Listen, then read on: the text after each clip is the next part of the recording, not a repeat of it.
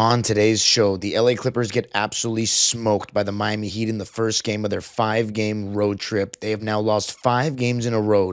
Things need to change. Going to be talking about it all on today's Locked On Clippers.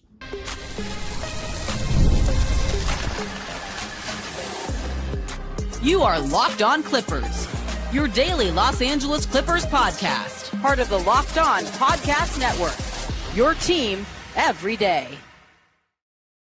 Yes, sir. You are locking in with the Clips. Thank you for making Locked On Clippers the first listen of your day, your team every day. I'm your host, Darian Vaziri, born and raised in LA, been a Clipper fan for 21 years, been covering the team on my own YouTube channel, Dime Dropper for 6 and 4 right here on the Locked On Podcast Network, your team every day. Make sure you subscribe and hit the notification bell. On the road to 8,000 subscribers on YouTube before the end of 2025, and you can listen wherever you get your podcasts. This episode is brought to you by FanDuel, America's #1 sportsbook. Visit FanDuel.com and place your NFL live bets all season long. Clipper Nation, this was ugly. We were down 100-64 at one point. I'm going to be talking about what we're really struggling with in terms of just our players and the way our team is playing right now. I know that sounds ridiculous. Let's just get to it. Something has to change as well. I'm going to be talking about that and just how bad it is. But, we knew that there was a crisis type situation when we lost these last 2 games against Memphis and Dallas with the injuries that they have. We have some injuries for sure. Derek Jones, Bradley Beal, Bogey. But they were missing John Morant. They were missing Scottie Pippen Jr. They're missing Ty Jerome. They're missing Brandon Clark. The Mavericks were missing P.J. Washington, Kyrie Irving, Anthony Davis, Derek Lively, Daniel Gafford. We still lost at home. And we had Kawhi and James Harden playing. Although, of course, Kawhi Leonard was capped at a minutes restriction of 29 in those 2 games. In this one, this Miami Heat team, they're the #1 fastest paced team in the NBA right now. They push pace. They have guys that aren't necessarily great shot creators individually, but playing this fast-paced system allows them to take advantage of defenses when they're not set. And with the pure strength of some of these big forwards like Jaquez, Jovic, Fontecchio, Larson, and then Bam and Davion Mitchell, their ability as a big and a guard to push the ball and make plays, and that's not even counting Tyler Hero. You allow or you make defenses collapse, and then they're all pretty solid passers, and then the ability for the Norman Powells, Jaime Jaquez, to attack closeouts, Davion Mitchell, that's where you really get to see it. You really get to see them shine in that respect. So it's really been genius. I got to give him a lot of credit. So I was nervous to see, how he defended against that, especially given that our transition defense is terrible. And it was actually, like these recent games, not a terrible first half till it was a terrible first half. So that was a little different. In this game, we weren't up at halftime like these last 2 games. We just got blitzed towards the end of the second quarter. And I have to say, the unfortunate reality with our team, because our supporting cast has been so bad, that means Zubats, basically everybody outside of Kawhi and Harden, they have not been good enough. We can go through the individuals. I think Chris Dunn has been fine. I think he's been, no, I can't say he's been fine because the gambling on defense, it's been too much. We need him to be our most reliable defender on the perimeter, and he has not been that this season. So yeah, everybody is underperforming. But right now, we need James Harden and Kawhi Leonard both to play well to win, it looks like. Because every time James Harden doesn't play well, we lose. Now, granted, when you play with James Harden on your basketball team, you kind of win and lose. Like, you kind of live and die by James. That's just kind of how you have to play. The unfortunate thing is, I'm talking about the playoffs, live and dying by James. You should still be able to get some wins in the regular season against mediocre to subpar opposition. I'm not saying Miami qualifies as that, but like in these last 2 games, even when he's not playing at his best. But this was a different performance from James. It wasn't your typical inefficiency. There were some of his own fans on my Twitter timeline on Monday night saying that he quit, like he's doing it again. I wasn't going to come into this show with that angle at all. I thought he looked lazy disinterested, but I wasn't going to say that he quit on this team because I'm gonna need a multiple game sample size for that. But he was really bad in this game, and I believe it started in the first quarter. We were down 14-6 early, and Kawhi wasn't even hitting to start. He was 0 for 3 and lost the ball from behind in that first. But I thought Chris Dunn and Ivica Zubac actually did a pretty good job of getting us going from a scoring perspective early to respond to us being down 14-6 when I was like, oh my God, what if we just get blown out from the start? Chris Dunn hit a 3. Zubac was getting the ball against smaller guys around the rim and being fairly assertive in that first. But Harden, I thought it was very stagnant when he got the ball. It was a lot of him dribbling around and everybody standing around watching the results of those possessions. Maybe we get a decent shot at the end of the clock or it's a step back 3 for him, but it's a lot of standing around watching. And it's very, it hurts the rhythm of our players. It really does not make the defense work. The defense is just standing there, all eyes on him. And when he's making shots, it's different, right? Because the results are still good. This one, was stagnant. He was lagging on passing to open guys when the defense was loading up, baiting for fouls, and then gambling for steals and not really getting back. So I thought that when Kawhi went out of the game, we were only down 4 points, 18-22.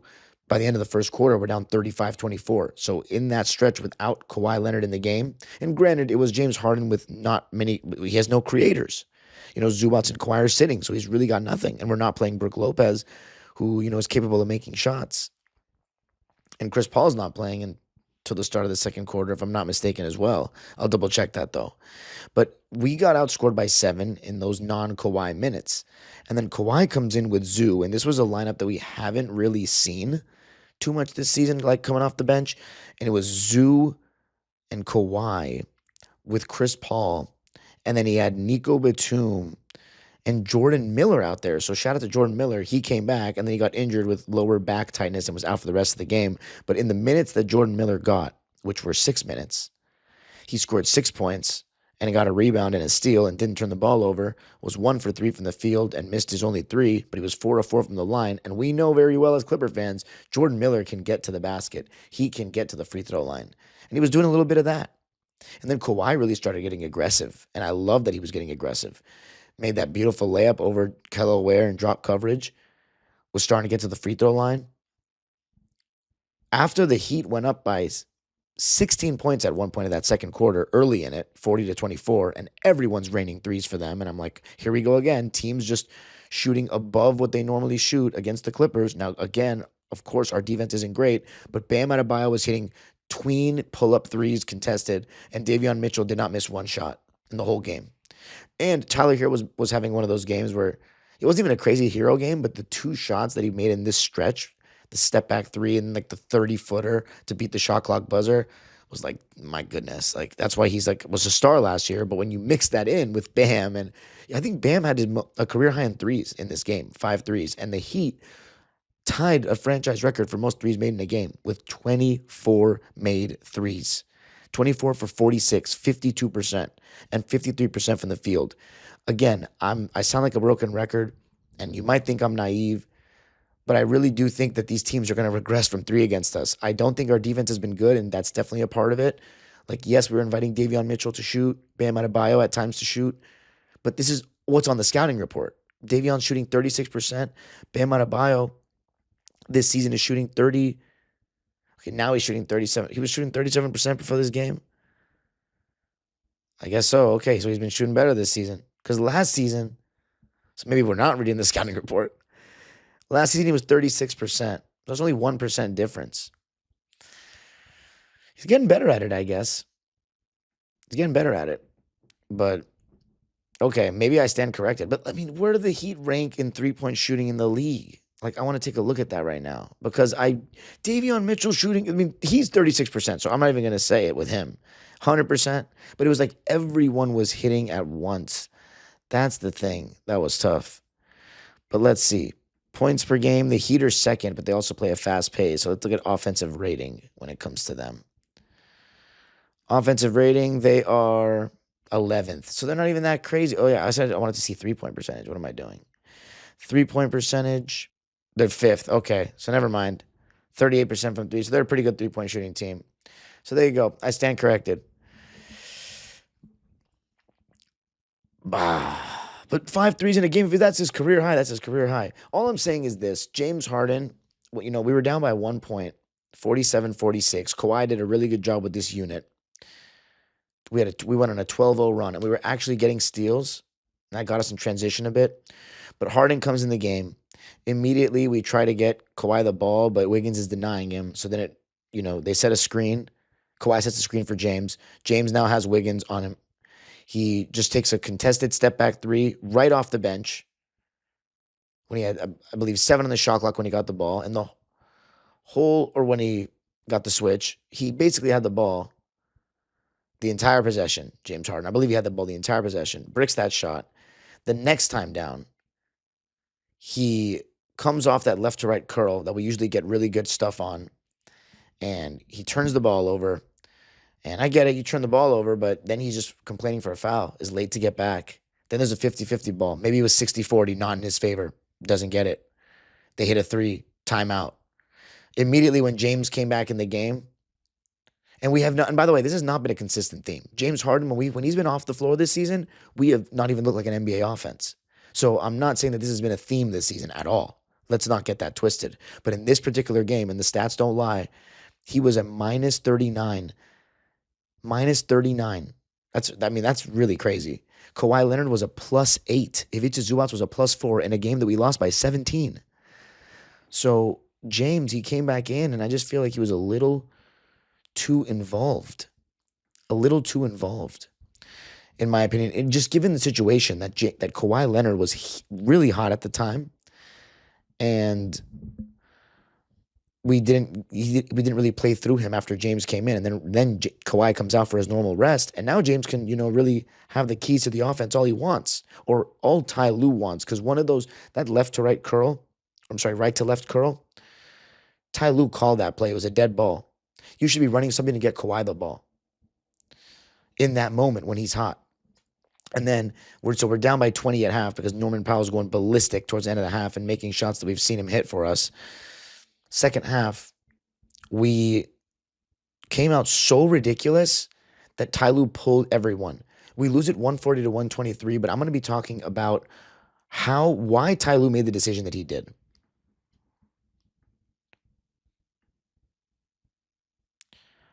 I got to tell you a little something about FanDuel. NFL Sundays move fast. One big play, and suddenly everything feels different. That's what makes live betting with FanDuel so exciting. You're not just watching the game, you're reacting to it in real time. With FanDuel, you can place bets as the action unfolds. Every drive, every momentum swing, every highlight moment. And live betting is my favorite because when the game starts to shift, a receiver gets hot, defense tightens up, team's on a run, momentum flips. That's where you have the most fun bets, in my opinion. And where do you do that? FanDuel. And right now you can bet on the awards for the season. You got SGA and Nikola Jokic, top 2 in the MVP race right now. And so where do you go to bet on all that stuff? FanDuel. So if you want to be right in the middle of the action this season, visit FanDuel.com and place your NFL live bets all season long. FanDuel, the game moves fast. And so can you.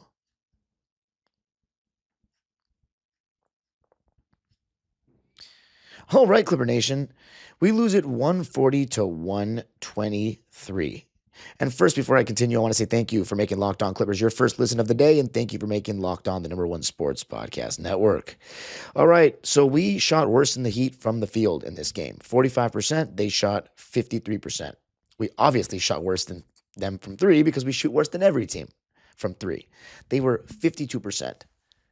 Tied their record for most threes in a game as a franchise, 24. Bam Adebayo had 5 threes. We shot 31% from 3. We did get to the line 23 more times than they did and shot 80%. They were 10 for 12, 83%.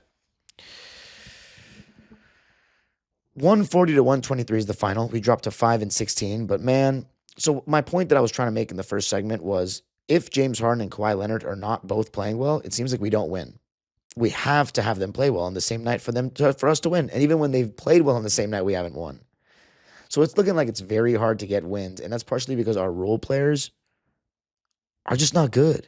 The offseason signings have flopped.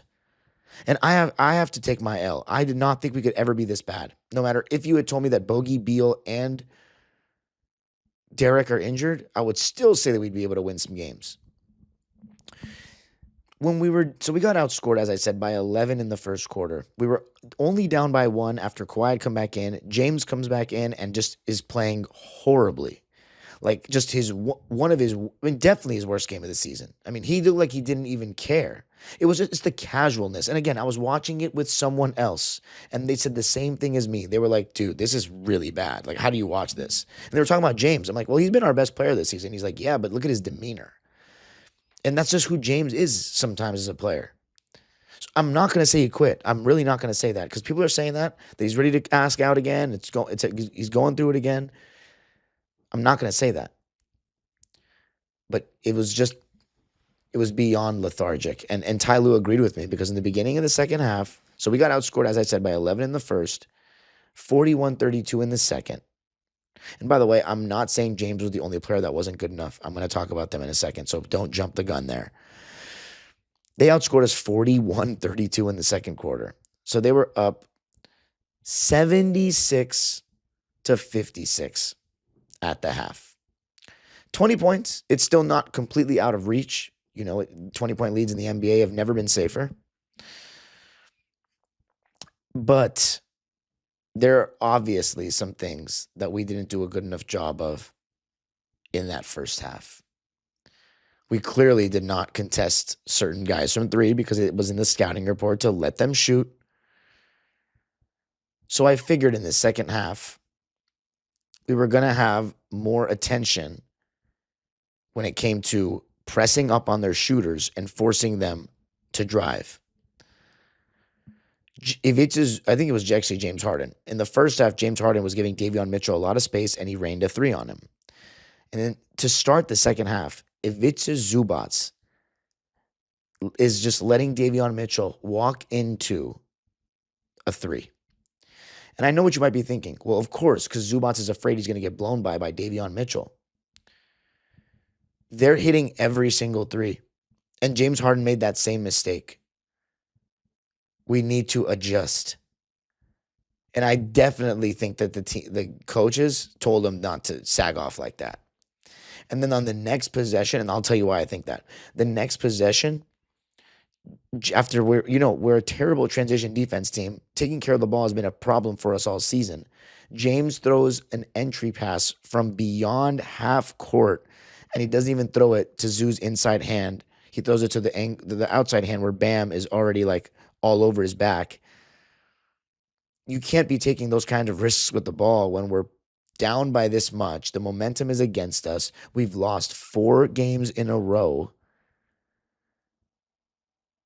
We have lost after this game, we've lost 14 out of our last 16. And you're carelessly giving the ball away like that after you just stunk it up in the first half and we played better with you off the floor. So Ty Lue took all the starters out. He put in Chris Paul, Cam Christie, Yannick, Kobe Brown, and Kobe Sanders because Jordan Miller couldn't come back in. And I can't lie, that's when you know it's bad, when he's doing something like that in a basically a must-win situation. But I wasn't mad at it. I wasn't. Because they didn't deserve to be on the floor. You could argue Kawhi deserved to be on the floor.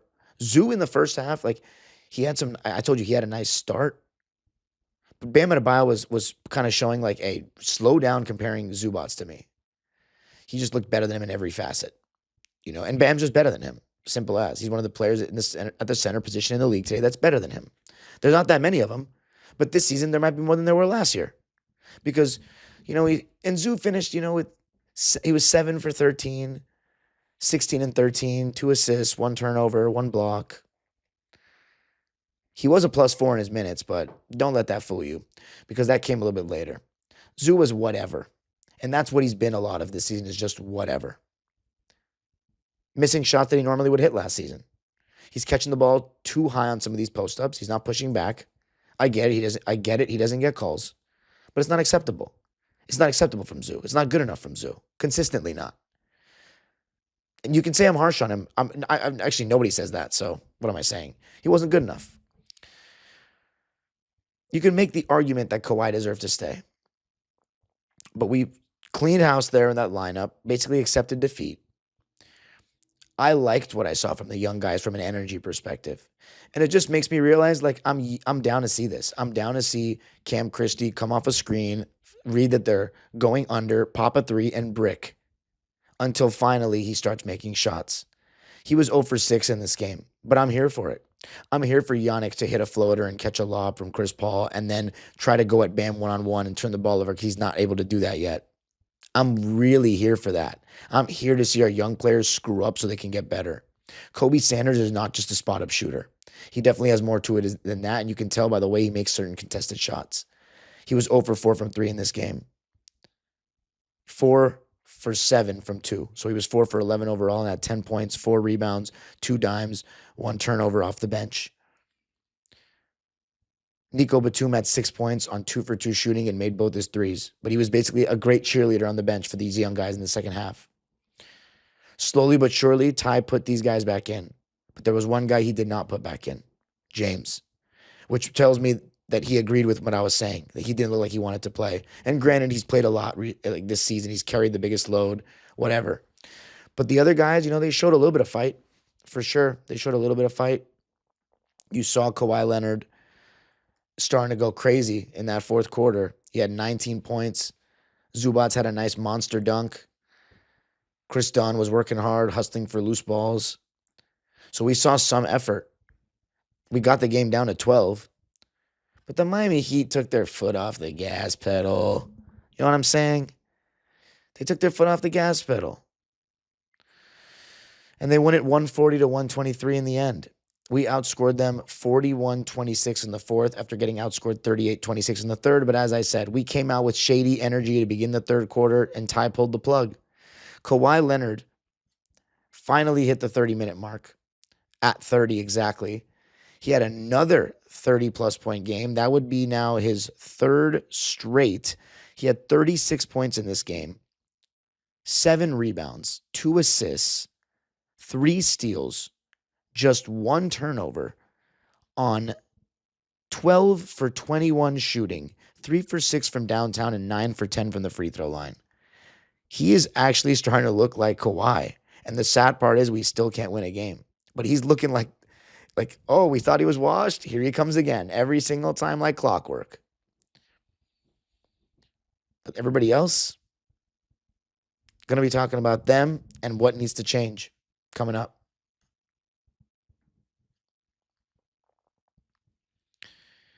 I got to tell you a little something about PrizePicks. You see, with PrizePicks is the best daily fantasy entry app around. This episode is brought to you by PrizePicks. The holiday season is one of the best times for sports. Bowl games, big basketball matchups, playoff pushes, it's all happening at once. And while we're all making choices every day, one of the most fun places to make the right call is PrizePicks. PrizePicks is the easiest way to get in on daily fantasy. Just pick more or less on at least 2 player projections, lock in your lineup, and you're in the game. It's simple, fast, and available in 45 states, including Cali, Texas, Florida, and Georgia. PrizePicks has added an extra layer of excitement to the holiday sports schedule this season. Creating a lineup takes less than a minute, and the app makes the whole process smooth and intuitive. Download the PrizePicks app today and use code LOCKEDONNBA to get $50 in lineups after you play your first $5 lineup. That's code LOCKEDONNBA to get $50 in lineups after you play your first $5 lineup. PrizePicks, it's good to be right. All right, Clipper Nation, we lose this one 140 to 123 to the Miami Heat in Miami. They shot lights out from 3. We could not make a 3, which has been a consistent theme for us this season. We just don't have very good shooters, and we're missing Bogey, who's a high-volume 3-point shooter for us. Kawhi Leonard was 3 for 6 from deep. John Collins consistently not hitting his 3-ball this season, which is why he's been quite the flop so far, unfortunately. He played 25 minutes in this game, had 10 points, started the game decently, but just could not make the open three. 10 points, 6 rebounds, 2 assists, 1 steal, no turnovers, but one shot he took that got blocked where he was basically doubled and just did not see the floor. It's basically a turnover in my eyes, but he got credited with a missed shot attempt for that instead. 4 for 12 from the field, 0 for 3 from deep. James was 1 for 4 from deep. Chris Dunn actually ended up putting together a pretty nice stat line. 12 points, 4 boards, 5 assists, 1 steal, and no turnovers on 4 for 7 shooting, 1 for 2 from 3, and made all 3 of his free throws. He was a minus 14. I actually don't think he was bad defensively or like gambling too much in this game. I think he was fine. Chris Dunn is one of the only players where I can, like, yes, he's been gambling on defense, but he kind of has been who he has been. He just hasn't been as good as last season, but he's not regressed enough where I feel like it's significantly dampering, putting a damper on our season in that way. I think that's one of the problems, that he's been gambling too much on D, but a small one. As far as what I've thought so far is that it just shows, and I've said this already in this show, it seems to be hard to win without Kawhi and Harden both playing great. We kind of need them to both play great, it seems, because the rest of our team is not hitting shots. We don't really have that many good one-on-one defenders, especially without Derek. It's really just Chris Dunn. Kobe Sanders, Kobe Brown, they're okay. They're still learning NBA defense. I think Kobe Sanders is solid. I think he's above average, but he's still learning, And then Zoo, he was okay in this game. It was so bad that Ty Lue did not even, he yanked everybody. And the only person he didn't put back in the game was James, which was wild. And by the way, so before I talk about Ty Lue, Kobe Brown as well. I'm going to keep saying it, and I hate to say it because it feels harsh, but I just don't feel as though he's an NBA player, unless maybe I'm wrong and we see him on a tanking team. But he's absolutely not ready for this because he consistently just doesn't hit shots. He's not good enough at anything else that it kind of makes up for that. 2 points on 1 for 4 shooting, 0 for 2 from downtown. He had 4 boards and 4 assists, and a steal and a block, and no turnovers. So he kind of filled up the stat sheet in that way, but 2 points in 15 minutes.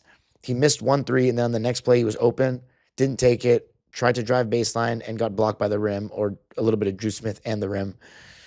I don't know. I don't think our three-point percentage is going to be any better with Kobe Brown in the lineup. I'll just say that. And then Kobe Sanders was 0 for 4. So as a bench, Nico hit 2 threes. But Chris Paul, I thought he wasn't great, and then he hit 2 threes later, like towards the end of his game.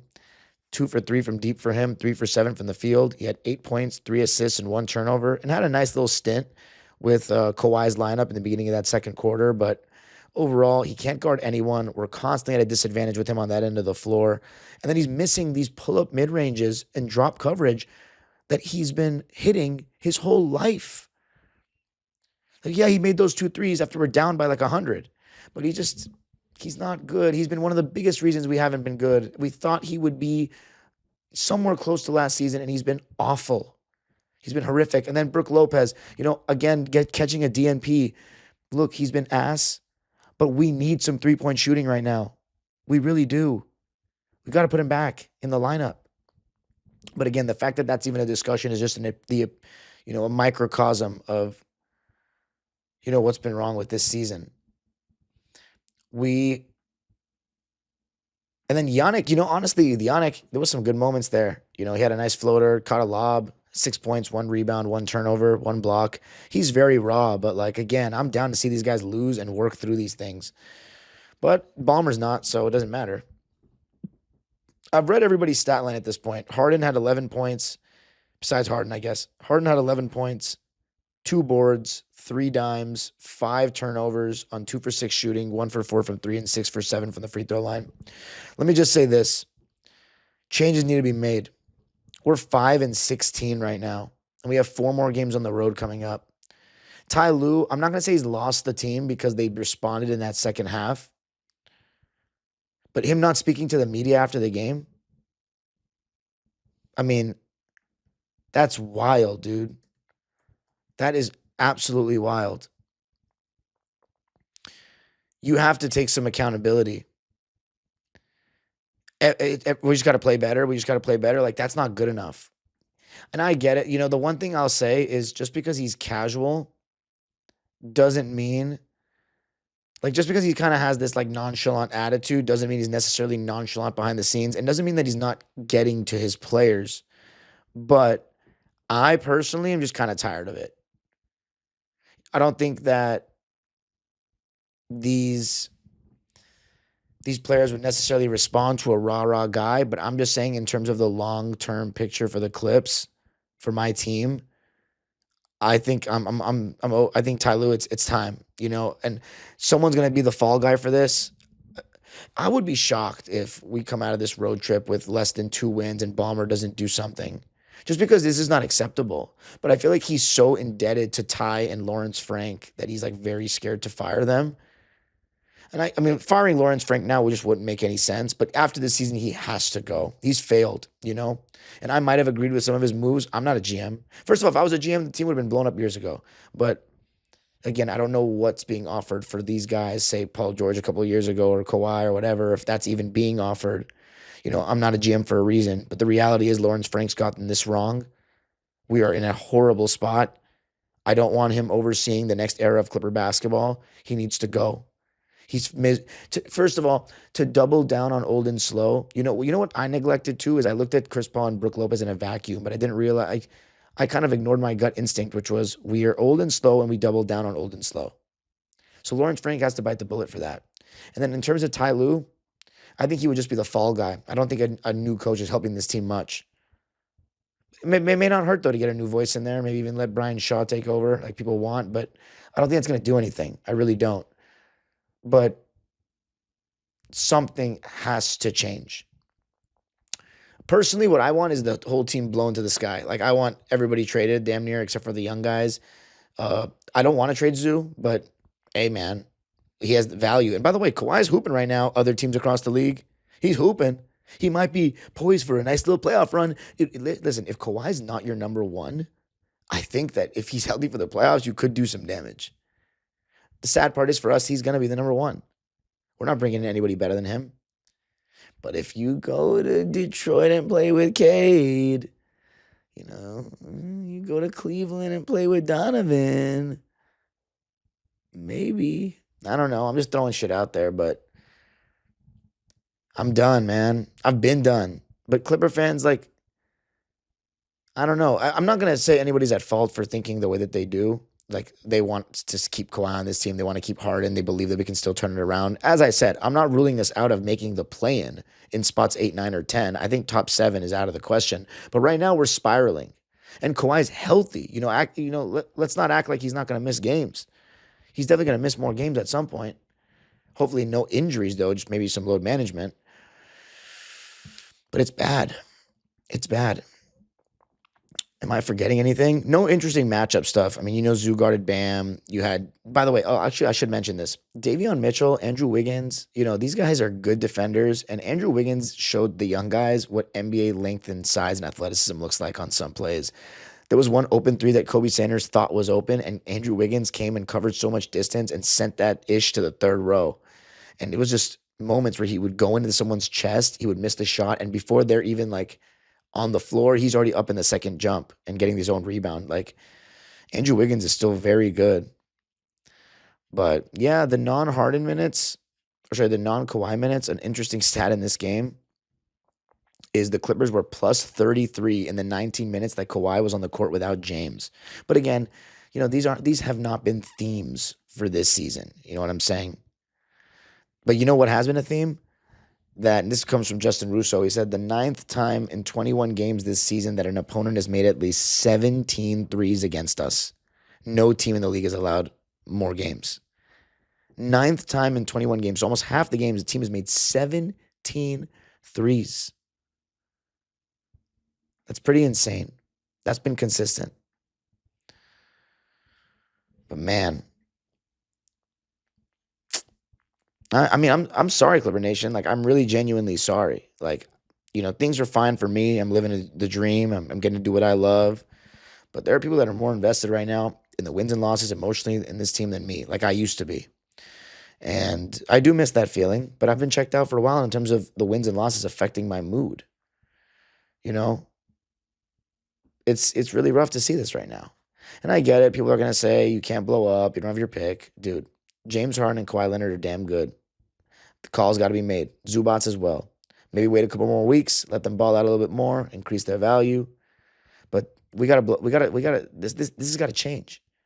I don't think firing the coach is the answer. I think we just got to clean house. It's done, man. That's how I feel. I'm not necessarily right or wrong. This is my opinion. But it's not fun watching this team right now. You can follow me on Twitter and Instagram at DimeDropperPod. Subscribe to my own YouTube channel, Dime Dropper, for even more LA Clipper, LA Sports, and NBA content. Went live directly after this game to break it down. I was much more emotional and angry at that time. I've calmed down a little bit now. And of course, you can listen wherever you get your podcasts. Make sure you subscribe on YouTube to this channel. Hit the notification bell. Let's get to 8,000 subs for the end of the season. Sorry, for the end of the calendar year of 2025. Because we got to catch up to Locked On Thunder. The age-old proverb continues. Go Clippers.